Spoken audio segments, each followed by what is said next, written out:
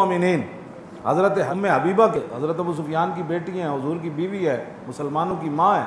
जब जाकर खड़े हुए ना तो रसूलुल्लाह का बिस्तर मुबारक बिछा हुआ था। उन्होंने बैठने का इरादा किया ना तो हज़रत सैयदा ने फ़ौरन बिस्तर लपेट दिया। तो ठिठक कर रह गए, कहने लगे बेटी मैं बिस्तर के काबिल नहीं हूँ या बिस्तर मेरे काबिल नहीं है। फरमाया अब्बा क्या बात की तू, अंत इमरान मुशरिकुन नजसुन। फरमाया तू तो पलीत है, तू तो मुशरिक है। इश्क अपने फैसले करने में खुद बड़ा दलेर होता है।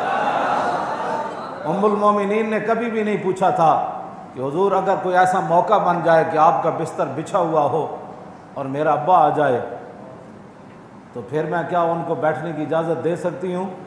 क्यों जी, मोमिनाज इश्कास व इश्कास मोमिनास, इश्क राना मुमकिन व मुमकिनास। उम्मुल मोमिनीन की वो जो मोहब्बत रसूल थी उसने ये फैसला किया। आपने बिस्तर लपेट कर फरमाया अब्बा जी आप पलीत हैं, आप मुशरिक हैं, जानते हैं ये बिस्तर किन का है?